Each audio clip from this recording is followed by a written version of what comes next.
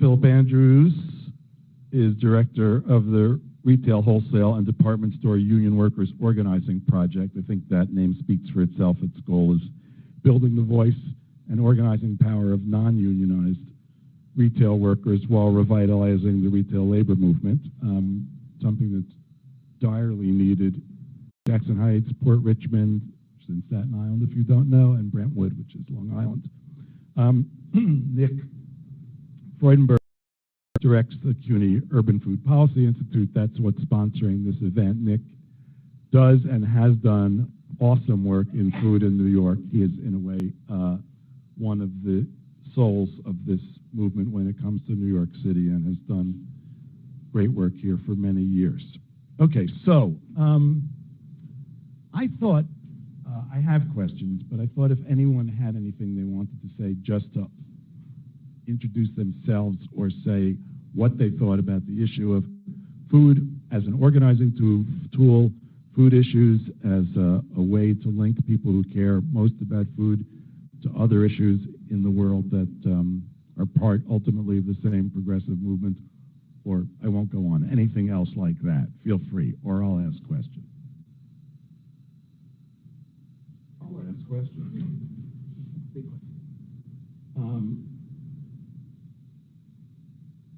Yeah, Charmaine, you know what? One thing that we've tried to do is show the links between food issues and everything else. So I guess I'd ask how we can make links between food and healthcare that people understand and that can help both issues move towards our goals. So, let me just thank you and everybody for having me here. Bronx Health Reach is in a really unique position in terms of the question you've asked, because in addressing racial and ethnic health disparities, we are looking at access to healthcare. For us in particularly, it's access to specialty care. There is an initiative that we launched 15 years ago called Eliminating Segregated Care in Specialty Care. We've also been focused on food justice, and interestingly, when we started sort of with very discrete programs where we were going to just do nutrition education. And then we had our community coalition, which consists of faith-based organizations, et cetera, that really said, without changing the nature of food access in the community, without being able to find the healthy food in the bodegas, in the supermarkets, in the restaurants, without changing even the way our partner organizations offer the food in their organizations, institutions, then that was a very limited effort on our part. So it moved us out into, for want of a better word, a movement, a sort of revolution. And the link for us is that whether it's food or healthcare, you're talking about people's health, right? You're talking about how people can live healthier lives, and particularly for us in the South Bronx, where the Robert Wood Johnson Foundation, in its county health rankings report, has, since its inception, had us rank 62 out of the 62 counties in New York State. Everything about health, everything that allows people to eat healthier, access health care, even in terms of a living wage, economic development, education, etc. Everything is part of our health disparity. It's part of how we look at the many social and economic determinants of health. So Bronx Health Reach has that big umbrella approach. And so for all of us, whatever the movement, it is relevant to the work that we've been doing. Can you just, while we have you, talk a little bit about the work you're doing right now? Mm-hmm. So as I said, Bronx Health Reach started about 17 years ago. We are part of CDC's national effort to address racial and ethnic health disparities. REACH actually stands for Racial and Ethnic approaches to community health.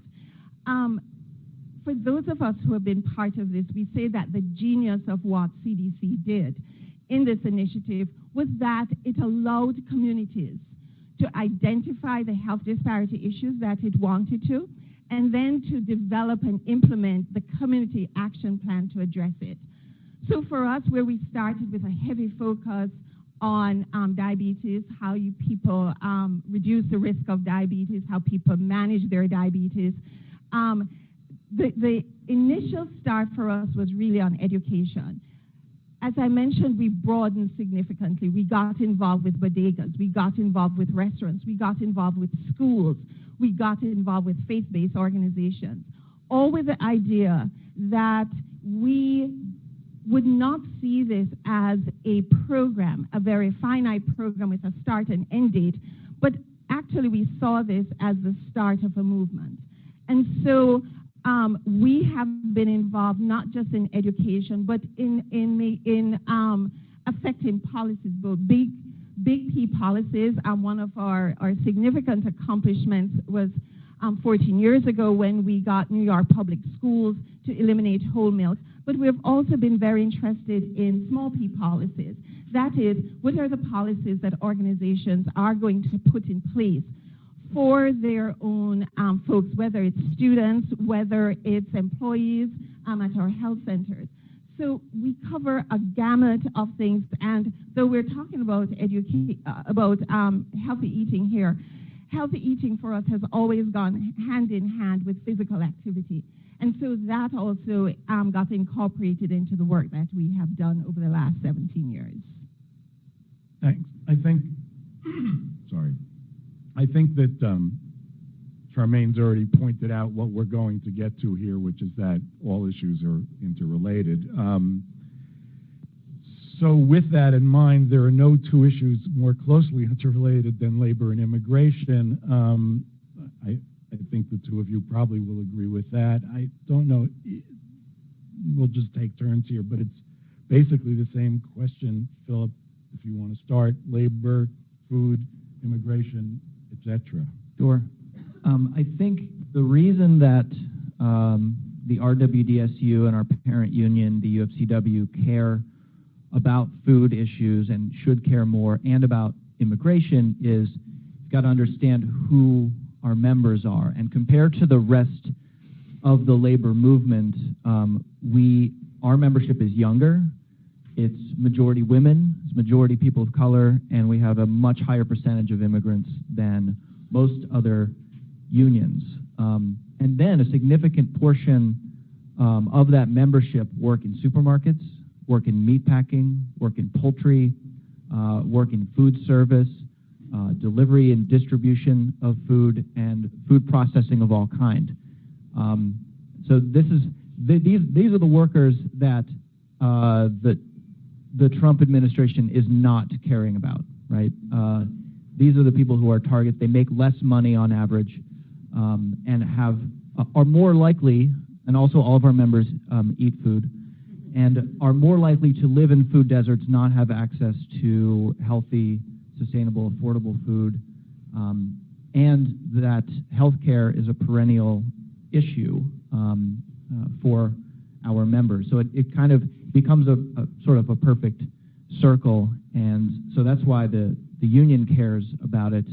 And I think if we can form bonds between other food justice organizations, immigrant rights, that's something that we're already very involved with our union, Make the Road, have a strong partnership in a number of ways, including in the car wash campaign, all of who those workers are immigrants. And so what we need to do is for the union and the labor movement to start to think more deeply about food justice, not as it relates only to work, and that food justice organizations have to also think about the fact that whether the food is organic or antibiotic-free or affordable or healthy, that many hands have touched that food on its way to the consumer, and that not only should the label say, you know, this was this was prepared without chemicals, or this was, all of the things that we care about in sort of a sustainable cycle, but that also the workers who produced it were treated fairly. And I'll dovetail. So Make the Road is based in food in so many ways. All of our community meetings that happen, which happen pretty much every night of the week in most of our offices around different social justice issues, not just immigration. We work on workplace justice, LGBTQ justice, justice in the education system, pretty much all areas that are affecting low-income New Yorkers. And they're based around food. So we have, it's a free meal, but we don't kind of advertise it as such. It's just that we meet around food. And so we have volunteers from the community who come and cook every single morning, afternoon of the week for large events. You're talking about 200, 300 people sometimes that we're mobilizing, and we just have volunteers who come in and cook those meals. They cook meals for $30 for sometimes 100 people. That's the budget that they have to go buy the ingredients that they need to cook these meals. And it is part of our theory of change model that Make the Road has been based in for many years, that is based in the traditions of the Black Panthers free breakfast program.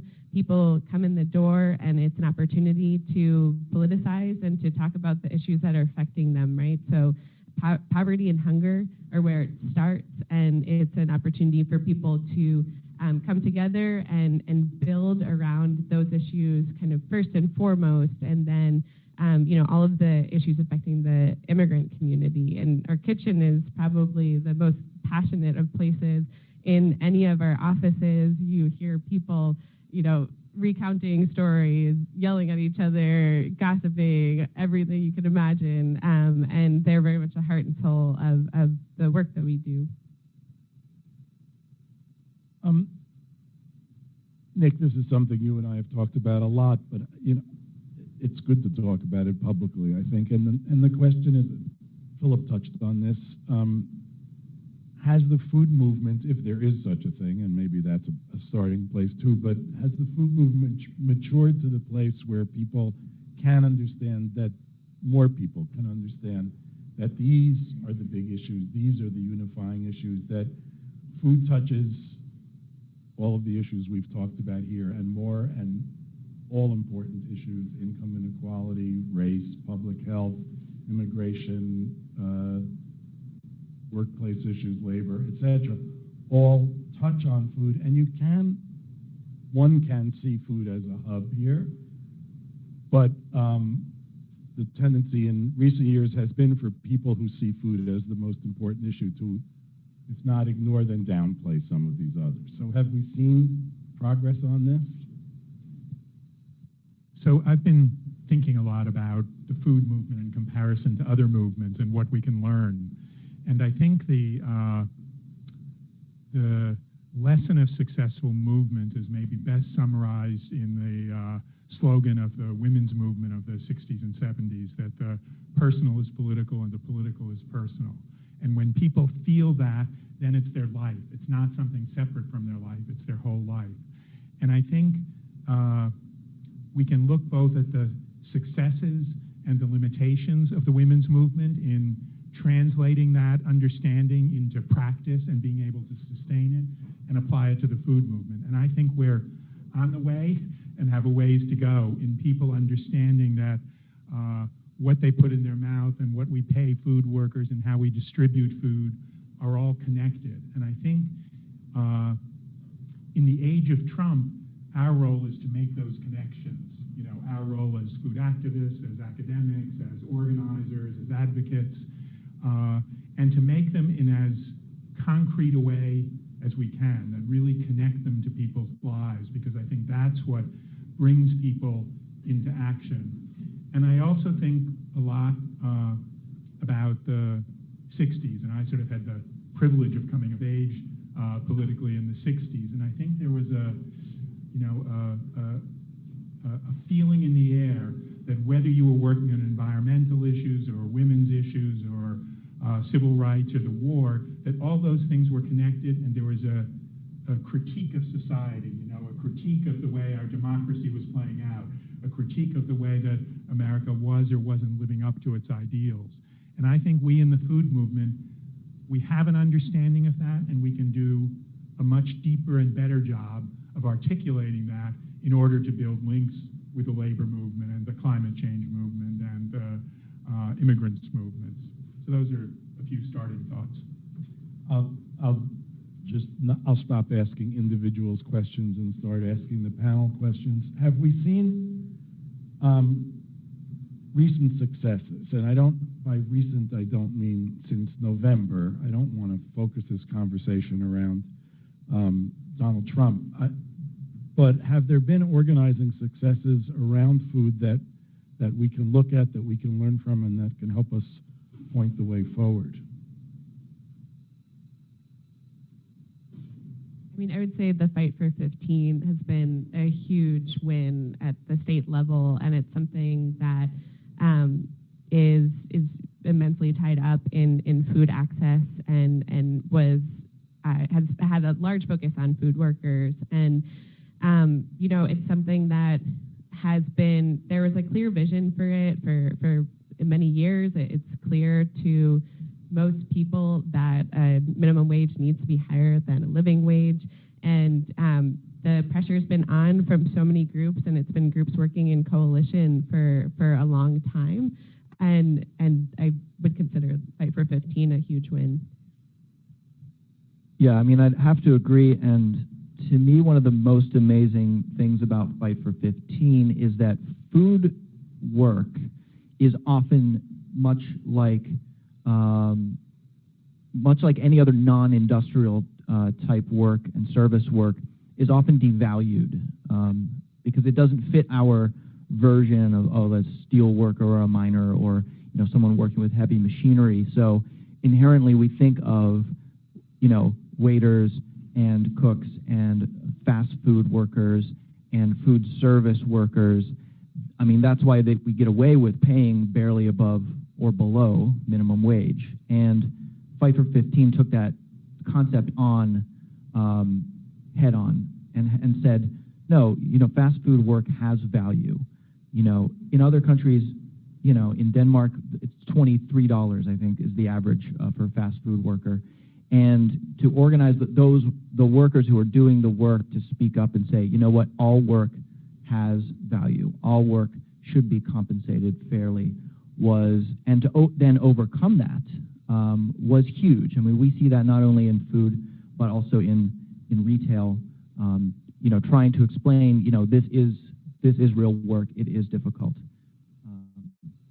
But I also want to bring up the Good Food Purchasing Program and the campaign in Los Angeles that united environmental groups, food justice groups, labor groups. Of course, the Urban Food Policy Institute was heavily involved and said, the LA school system buys, millions and millions of dollars worth of food to serve its children. Like, shouldn't that food be raised sustainably, be healthy for the kids, and the workers putting the food in the cafeterias shouldn't, at every step from distribution to processing to service, shouldn't those workers be treated fairly? And that campaign was a huge success. I mean, imagine if the New York City public school system was serving food that all of the workers involved in making it were paid a living wage, and the food was healthy, and it was raised in a sustainable,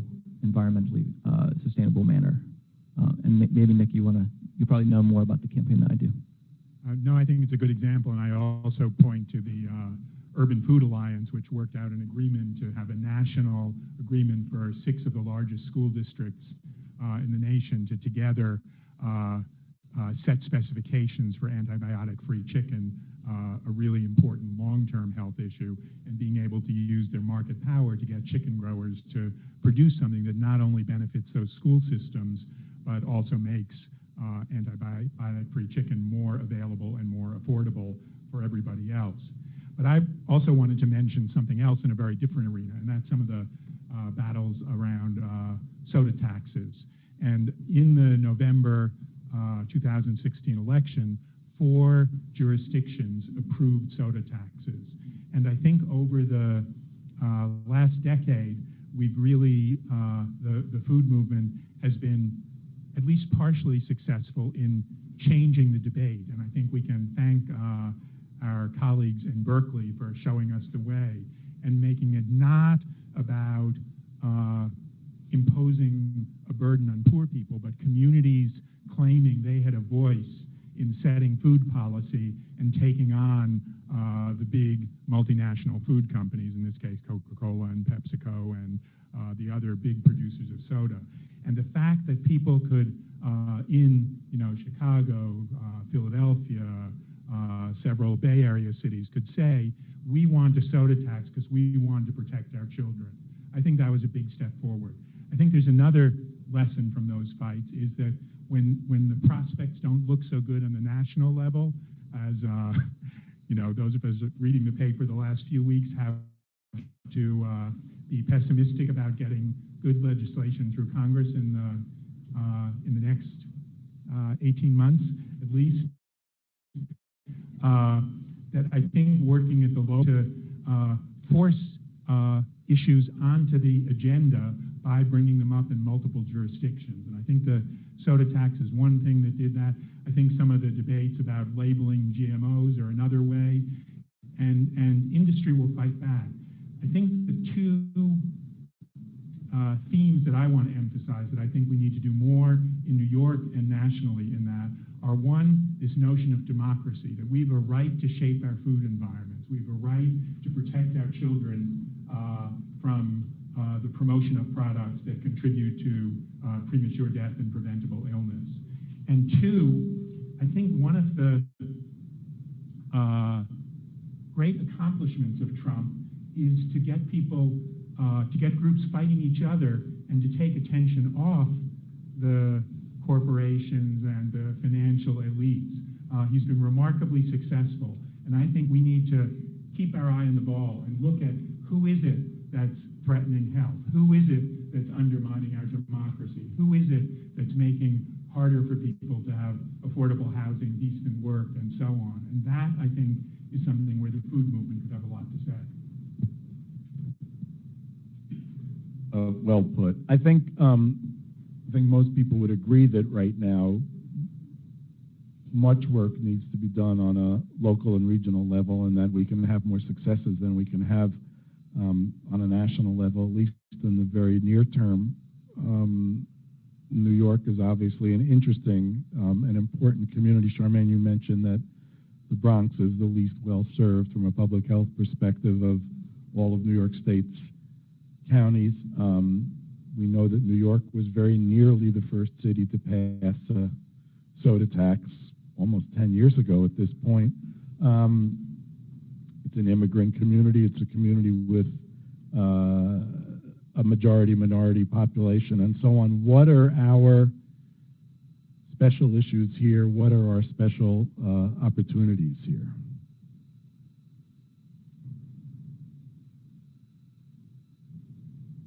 So I just want to add something before I respond to your question, Mark. I think Nick is right in saying that much of our focus or the fight in the food movement needs to be local. I remember Tip O'Neill, who was speaker of the House during the Reagan era, said that all politics is local. And so for much of the work that has been done and much of the food movement, there has been successes locally, right? So we've had Office of School Food offer an alternative menu in school cafeterias where you have healthier, more vegetable-based, plant-based food being offered. We've had some of our Bronx senators actually introduce legislation to ban toys in kiddies' meals at fast food franchises. An important part of taking away the attraction for kids to want those fast food meals. Then helping us as we try and provide nutrition education to our children, provide a new mindset in terms of how they think about food.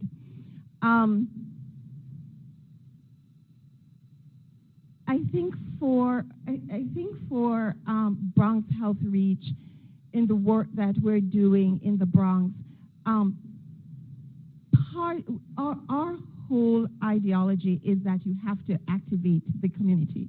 When the soda tax happened, the pushback in many places for us was the community was not engaged, right? The community, it was as if you should impose that tax on us. And our community said, no, this is not acceptable. And the community asked an important question. Was that tax going to be invested back into the community? And when there was no credible answer to that, the community said, no, we're not supporting it. This is not something that we think we're going to be benefiting from. So for those of us working in communities like the South Bronx, that is the poorest community, that they don't always get represented in the larger movements, right?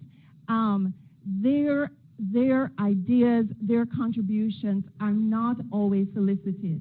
And so for any sort of work that we're doing, any movement forward, it must be that communities that are ours, immigrant communities, poor communities, communities that have always been sort of sidelined, they have to be a critical part of any effort, be it local, or even if you're looking to get local support for national efforts. For us, the heart of any work that we're doing, the heart of any movement must be engaging low-income immigrant communities, people of color. That is critical. And I didn't want the opportunity to pass without making sure that that gets recognized in anything that we're talking about, whether locally or nationally, or even regionally for that matter.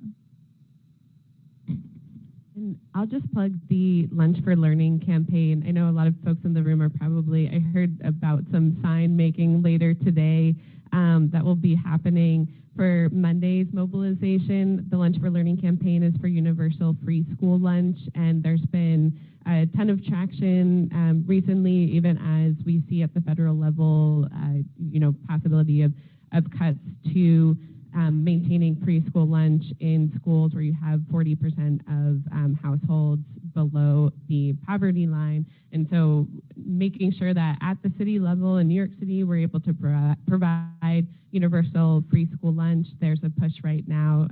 So definitely get involved if you can. That's been a longstanding campaign that so many groups have been involved in, and so many community members. We've had, our members go out in support of Lunch for Learning. Folks, if you go to our meetings and talk about that there should be free school lunch for folks' kids, they agree, right? Like there should be free school lunch. They shouldn't have to worry about providing that meal in the middle of the day. And then there speak to, Nick mentioned that Trump has been really good at getting us away from thinking about all the corporate entities that are affecting the way immigration detention centers will look, and the building of a wall in the next bit of time. And so something that Make the Road has recently done was launch the Corporate Backers of Hate campaign. On May Day, we had 12 folks that participated in civil disobedience outside of JP Morgan Chase. And the idea of the campaign is to hold 9 corporations accountable for their ties to President Trump. And you can check it out. I think it's corporatebackersofhate.org is the website that we launched in partnership with the Center for Popular Democracy. And there's been a lot of excitement about the campaign, a lot of media coverage of it. And it's, in some ways, it's a little different from a lot of the, local campaigns that we've been working on, where we're like taking on the big guys and going to see how it goes. There's an opportunity to actually give them hell on the page. So the links on the page connect you to the, I think it was originally like the personal emails of some of the CEOs of these corporations to send emails to let them know that they can't get away with what they're doing. So just a few thoughts on that, what can we do here in New York? And I agree completely about the importance of local organizing, but I think at the same time this is a global fight, and I think some of the alliances that Trump has developed with nationalist and right-wing leaders in other parts of the world shows the potential for connecting. And New York is the global city. It's the crossroads of where people and capital and goods and services and ideas and culture get exchanged. And so I think we also ought to be looking how to lift up local issues into national and global issues and vice versa. And there's a lot that we can learn from other countries and the food movements in other countries. Mexico, and their sugar tax, and they're really pushing pretty hard to get certain sectors of the industry under control. Some successes and also some limitations. Brazil setting new standards for nutritional guidelines that focus on the extent to which food is processed rather than the ingredients within it. How could we bring that here? And then at the national level, I think it's particularly important for people working in blue and maybe purple states, particularly New York and California, but also Colorado, Nevada, some other places, and to be looking at what are the issues that we can bring to the 2018 congressional election to increase the chances that we could flip the House of Representatives, and what are the issues we should be working on now to make salient in the 2020 election. And I think that's another reason for bringing communities of color, immigrant communities, young people, Black and Latino people into the leadership. Because if those groups are active participants in the 2018 and 2020 election and feel they have a stake and a voice in those next two elections, we'll be much more likely to have the issues framed and the turnout in a way that we can have a different outcome than we did in 2016. So, I hate to be the one that pushes back, especially against Nick Freudenberg of all people. But maybe it's because we've been doing this work for 17 years in the South Bronx. Even outside of a Trump administration, the folks in the communities that we work in have always contended with poverty and obesity and hunger, right? Even in a blue state like New York and a bluer place like New York City.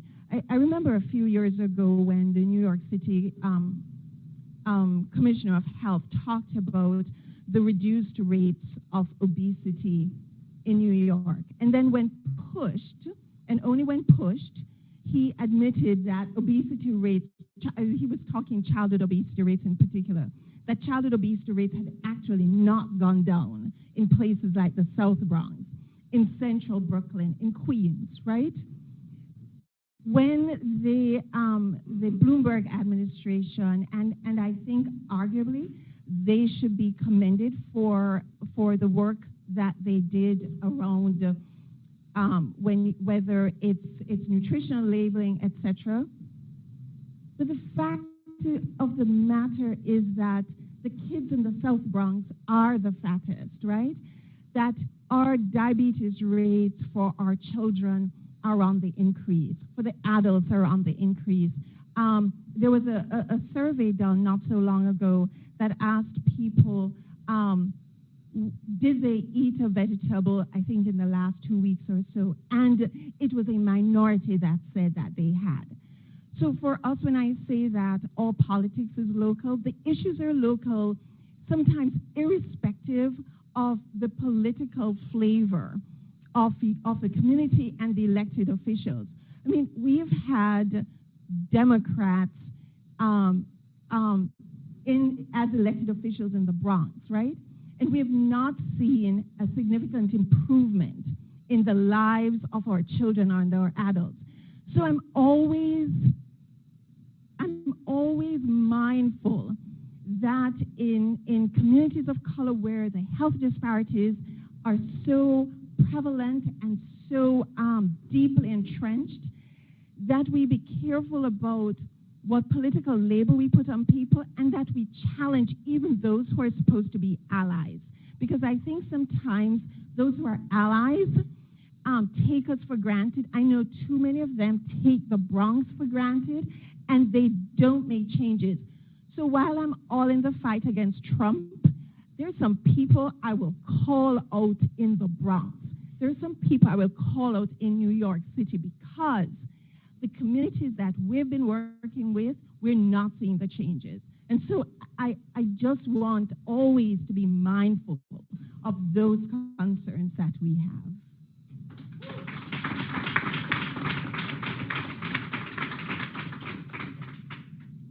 Sort of why I didn't want to talk about Trump, but great. Can I ask the three of you, I think this is probably the last question I'll ask before we open this up to the audience, but people who consider themselves food activists are often ask me, what am I supposed to do? So I'd like to ask the three of you how people who consider themselves food activists can be supportive of the work that you're doing. You can be as specific as you want. You can be like, show up next Tuesday, but yeah. Yeah, that's a great question, and I sort of want to continue on the thread that Charmaine started, which is that when movements go it alone, when the food justice movement comes in with an idea and says, this is a campaign that we have come up with and everyone should support it because it's good, and that happens from the labor movement often as well, and then you have horrible situations like the direct conflict over things like pipelines. But when you form coalitions in advance of making a policy proposal, when you really involve disparate partners, sometimes who have different organizational interests in some issues, and you find that shared goal,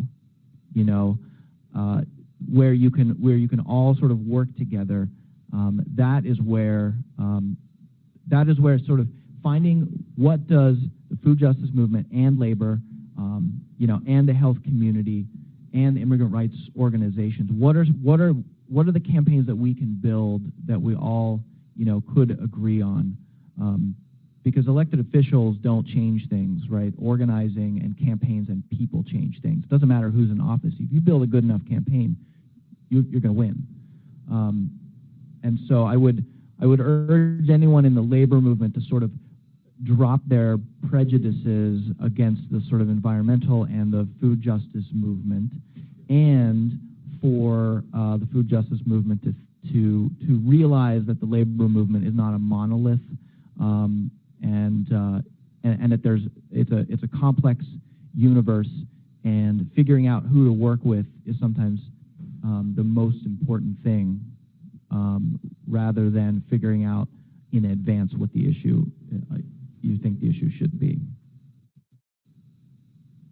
And I'm going to plug an opportunity to get involved right away. I'm going to have a text prompt for you. I need to look it up on my phone, but Make the Road does have an allies network. It's called Ikes, and we've been meeting once a month at 32 BJ on West 18th Street, and it's been an opportunity for the outpouring of activists and concerned citizens and non-citizens who are interested in getting connected to this work, and not just the immigrant justice world, but healthcare, labor rights, food justice. And so all of these individuals have just kind of come out on their own and expressed interest in being involved. And I think by the second meeting, we had over 400 people in the room just came out to get involved, and it's been an incredible way to plug people into rapid response actions like JFK, So JFK, we also consider, a win blocking the Muslim ban, and the amount of momentum that was built in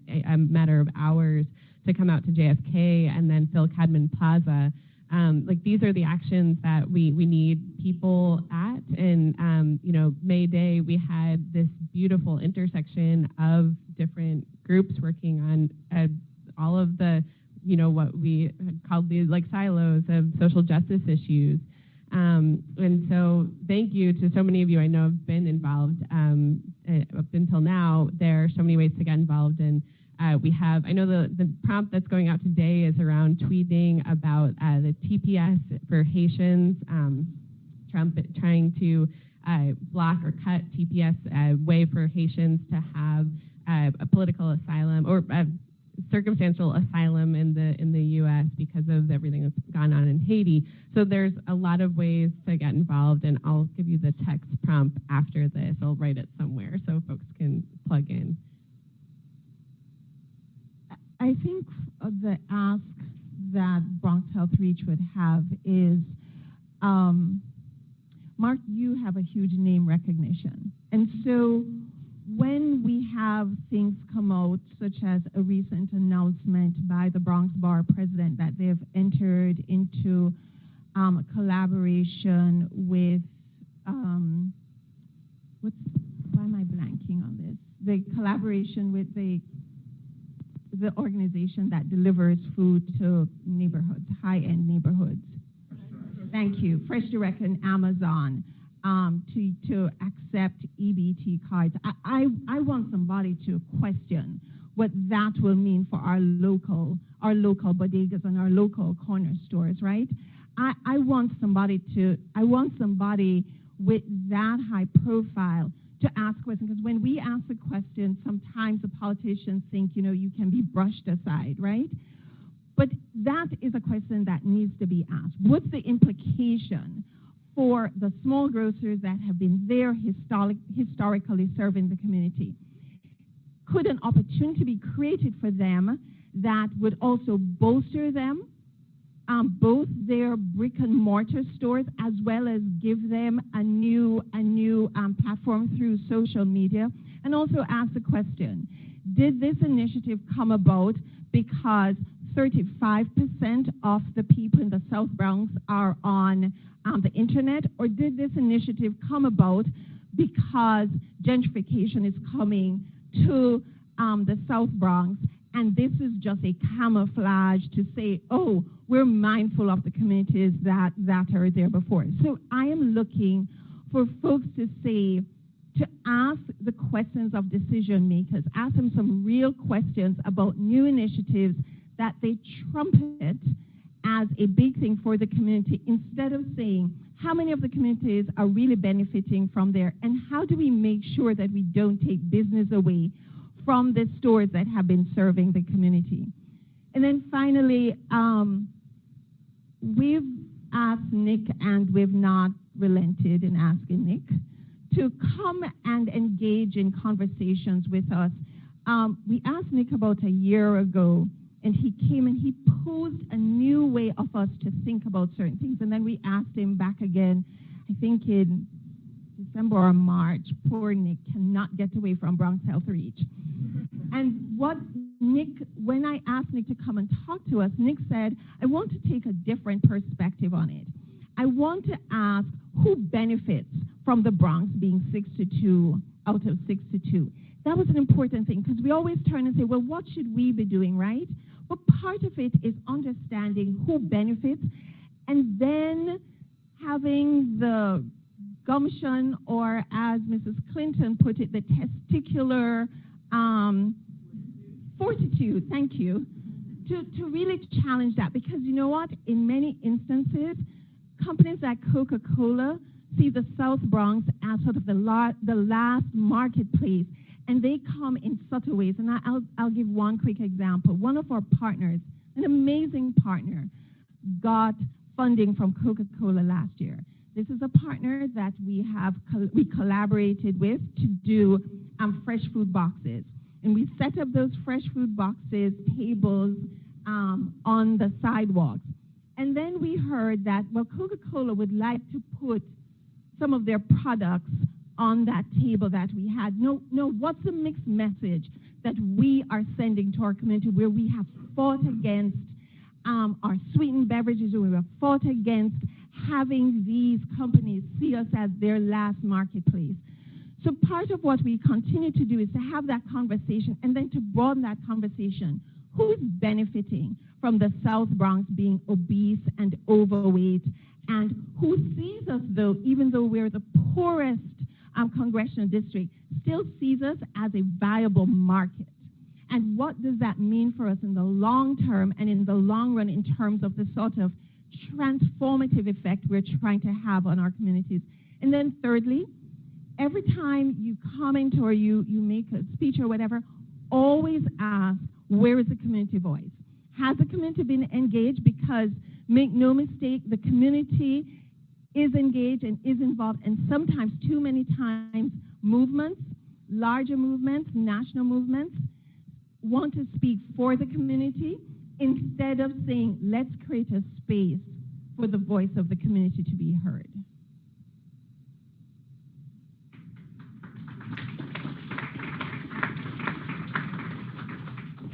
Nick, did you have anything final to say, or?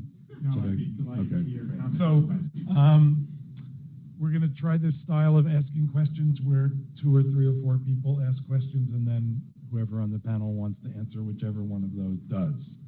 So, yep, here come microphones. Raise your hands, please.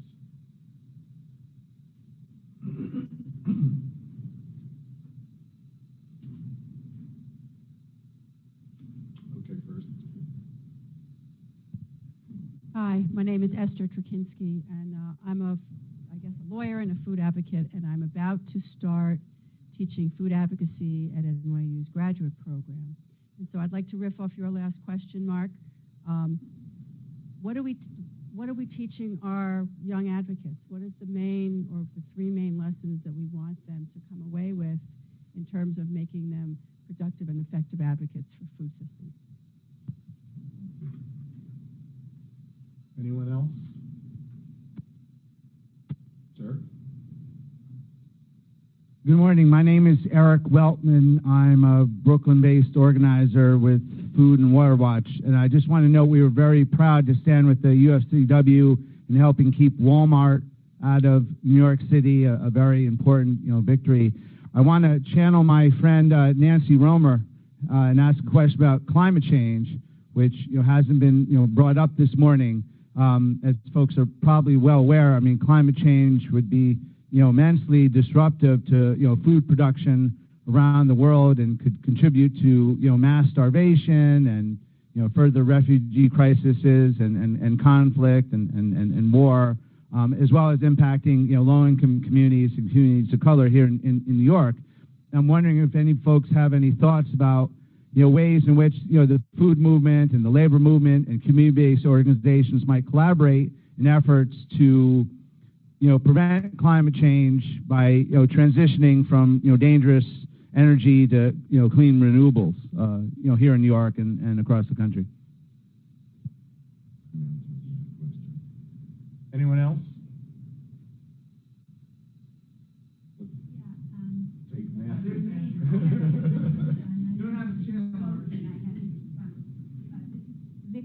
Sorry, thank you. This is a mixture of a question and a comment, so I hope you'll indulge me on this. Eric was very smart in framing it all as a question, but I guess this is a big question because, Charmaine, I think the points that you made about reaching into the community and hearing the community voices, getting community leadership, and all of you really addressing this is absolutely critical, and that's where the movements have missed. But also, the movements have missed by being led down the wrong path by a lot of liberals in the Democratic Party who really haven't come through, but they've been ripping off the community. We need to have new leadership, and I'd like to hear from you on this new leadership on many, many levels. And we need to hold their feet to the fire. I think that the reason that people are depressed and not following their own self-interest is that they don't see a way out. They don't see another way. And I think Nick's point about, the personal is political, the political is personal, we need to raise that, and we need to have something much bigger to fight for. I think when you have small fights, they're really important, and they ground the movements. But you need to have a much bigger picture in order to make the fight make sense. And I do think that the food sovereignty movement globally provides some of that for us. There is this global movement, and Mark has written about this many times,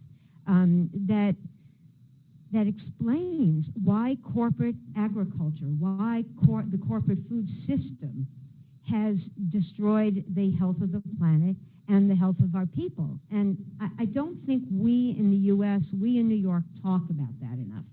I think we are very, very small in our thinking because we want to get small reforms, and we need small reforms.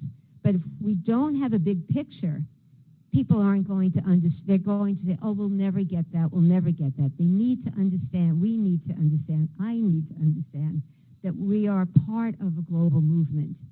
And I just want to make a couple of quick announcements about where people can plug in to both food and climate. And one is this coming Tuesday, May 16th, there's going to be a climate accountability session where Bill de Blasio, Scott Stringer, and Tish James are going to be questioned. And it very much reminds me of something that many of us in this room did before the last mayoral election, where we had a food policy session asking all the candidates to respond to food issues. And I thought it was very powerful. So please come to that at 6:30 at Ethical Culture on West 64th Street in Central Park West. And then the other one is the following Tuesday, May 23rd, place unknown yet, that the People's Climate Movement is going to have a discussion about where do we go next. And I think there was a big hole in the National People's Climate Movement call. It did not include food. A number of us that organized the Food and Farm Justice Hub, many in this room, were very upset about that. We responded to it, we wrote to them, we called them, all of that, and they completely ignored food.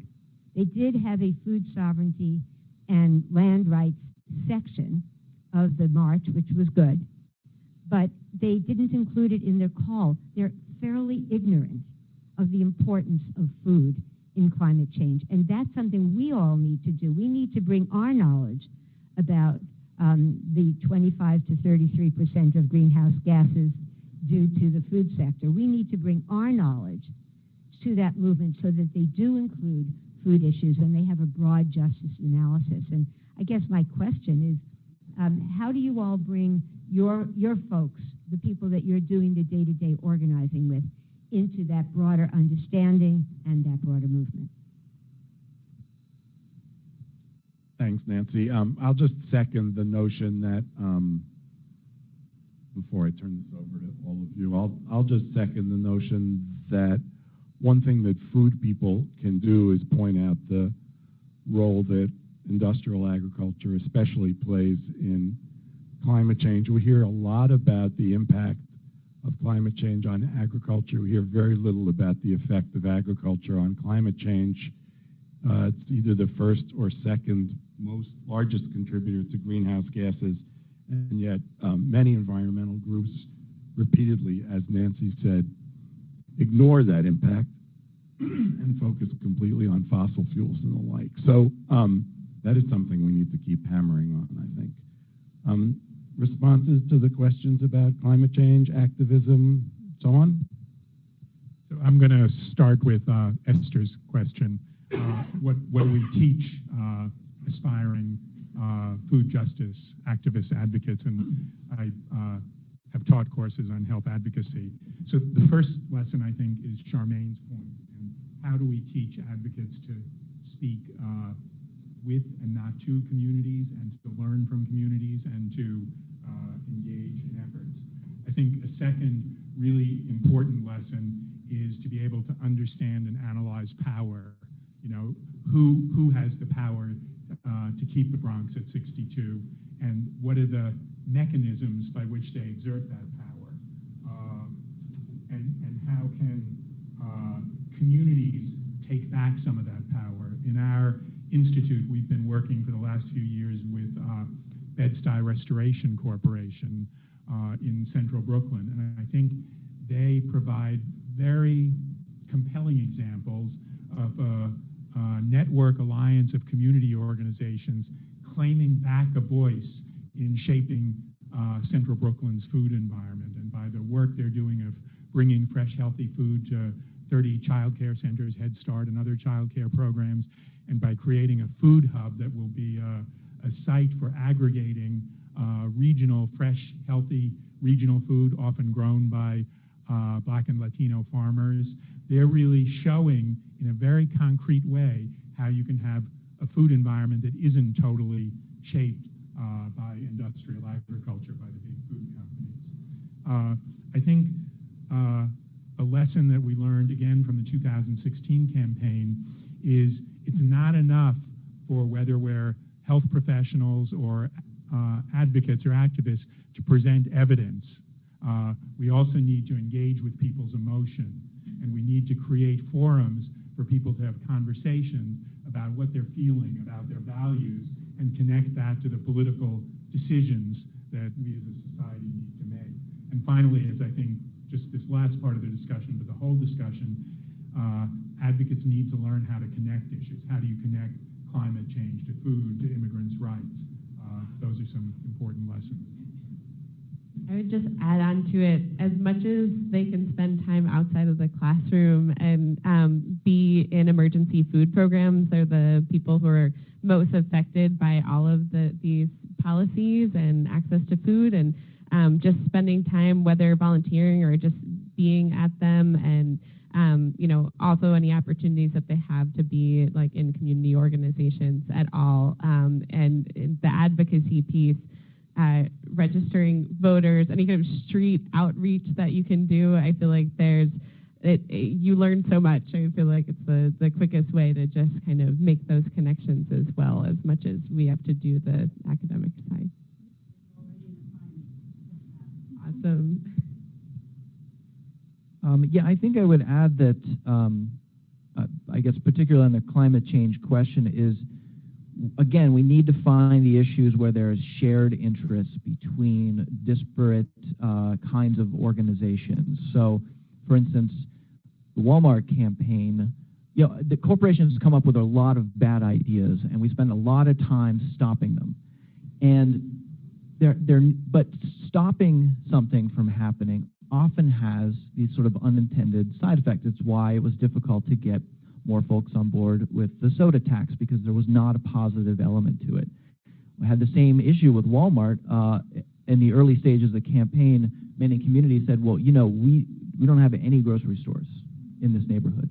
And then we added the Walmart Free Coalition added the element of one of our points was to get funding for, forget the name of the program, but basically it helps to subsidize decent grocery stores in food desert neighborhoods, as opposed to just, the Fresh program, as opposed to just stopping Walmart. So, for instance, instead of just stopping whatever the next worst fossil fuel industry idea is, can we form a coalition where we combine that with, let's also have investment in sustainable energy, wind or solar, and if we can get a union on board to say, and those jobs will need to be good jobs. That idea, Naomi Klein argues this a lot in terms of a just transition from fossil to sustainable energy, and maybe we should introduce that idea to food as well, because many of the jobs that are unionized and are decent jobs, our members work at Coca-Cola. I mean, they make Twinkies. They make all kinds of sugary processed foods. And so maybe from the beginning, we should build in the idea that if we're going to push for better food choices, that the jobs that replace the jobs that will be lost are also good, and that the community has a stake in it and the environmental groups have a stake in it, and then we can all move forward and be much more powerful instead of having conflicts with each other.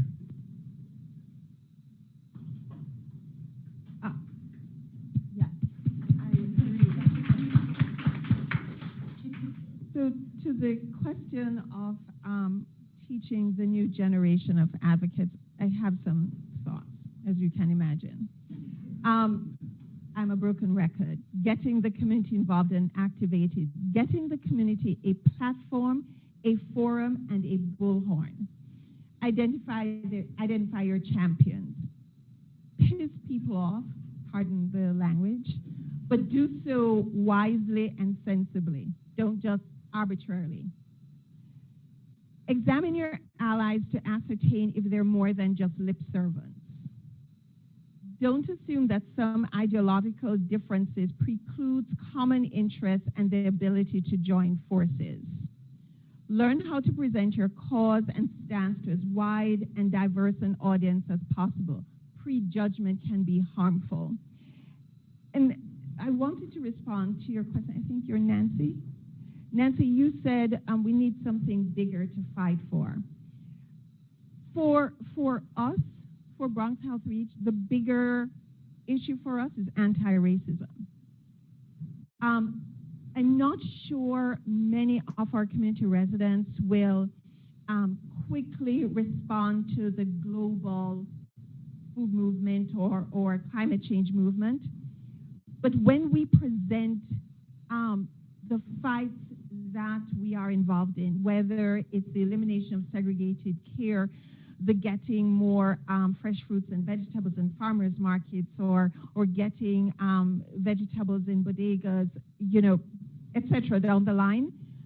For the folks that we work with, they understand that this is part of the anti-racism, right? This is part of the civil rights movement that got its traction in the 60s, but we have not yet won the war. So for us, these battles are part of that anti-racism war, and that's the big picture that we frame it. So the climate change issues for our community has to be framed as part of the anti-racism, right? The reason why that we have the most terminals in our neighborhoods, right? They're not in other neighborhoods, right? They're in our neighborhoods, our black and brown poor neighborhoods. We frame that as a racist thing, and so the push against that is an anti-racism one. So anything that we're doing, that's how we frame it, because that's our lived experience for our communities. That's our history. That's where we are rooted. And so when you put it in that context, people understand that this is then the next place, the next battle in the war to eliminate racism. That's the big picture for us. That's the big context in which our work is being done.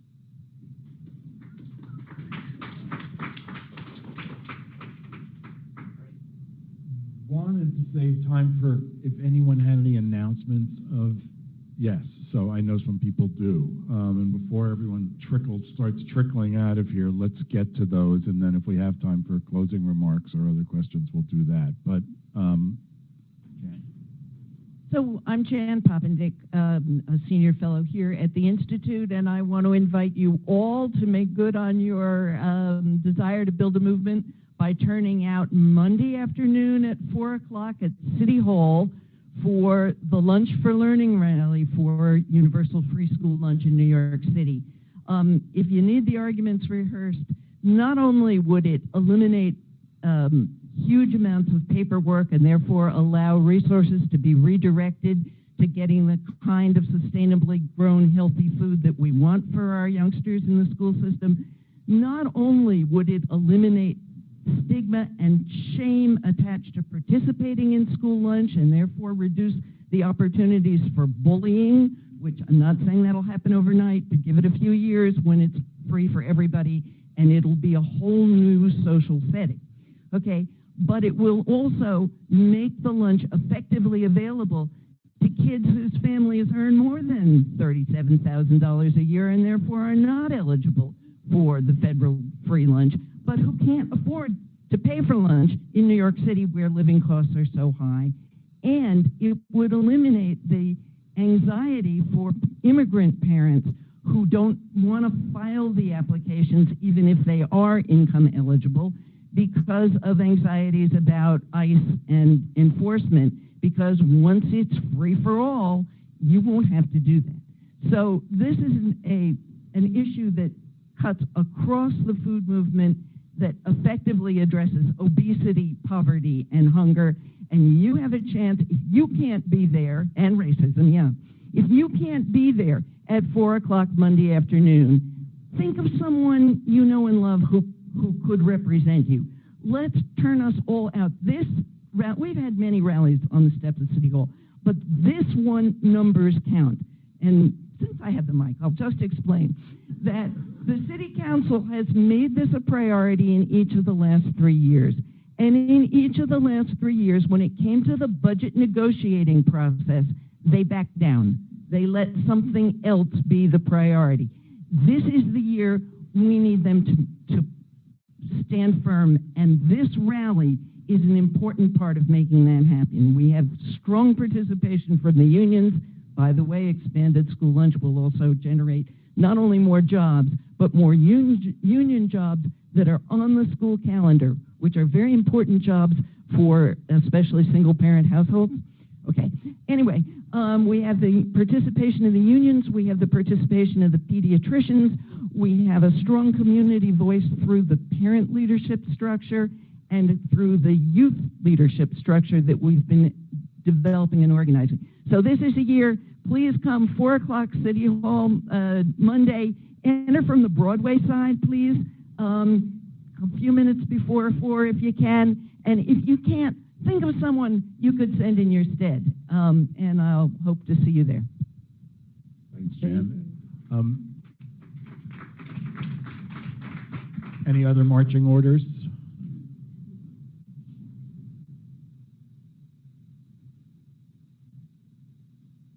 A little bit less of an announcement, kind of wanted to jump into a question, but kind of a statement and something to think about that we haven't talked about today at all, which is food insecurity as an employability issue. So I work in workforce development with people that are unemployed, and one of my clients, I guess, she told me one day, she said, Kevin, I had to turn down a job because I have diabetes and I don't think I'm going to be able to afford food. So it got me on kind of this path of looking at it as what is the concern of changing benefits based on employment for people that are going through these transitions. And what I found, and I have a bunch of numbers, but I'll generalize, is people that I work with, they think they have a strong understanding of what's going to happen, but they're still really concerned. And despite that, they are facing high levels of food insecurity, but not using the free services in the city, whether it be incentive programs like Health Bucks, not using the food banks or soup kitchens. And that was surprising to me. So what I'm curious about, I'm going to turn to somewhat of a question, is how can I, as someone that works in this space with people that are transitioning from SNAP-based benefits into kind of decreased SNAP, some income, to be more engaged with financial literacy about affording food, but then also connect them with the free services, and also whether that be a place that helps them afford food or a place that provides nutritional education with our great community programs that already exist.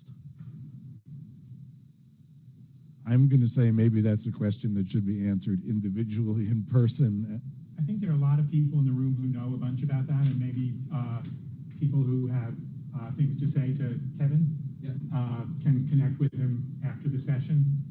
Really important question. I'm sorry we didn't have a chance to talk more about food insecurity. I think another really important issue that is likely to get worse in the next 4 years, and thinking about how we can mitigate the harm of the policies that come from Congress and the President, I think is an important priority. So thank you for bringing that up. Yeah, and I think we are out of time, so I'd like to thank everyone, Charmaine, Philip, Amy, Nick, for showing up. I'd like to thank all of you for coming, and Monday at 4 o'clock, Tuesday at 6:30. Amy's going to send a text. There's plenty to do. Thank you again. Thank you, Mark.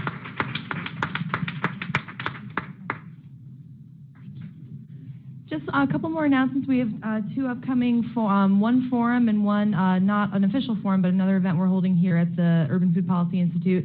The first one's on May 18th. Andy Fisher wrote a book called Big Hunger, The Unholy Alliance Between Corporate America and Anti-Hunger Groups. It's in this room in a week at 4 p.m. You can register online, and then we have another forum on Thursday, June 22nd. Information will be posted on our website soon, but the title of it is called How Will Technology Affect Food Workers in the Next 10 Years? So stay tuned for more info on that, and thanks.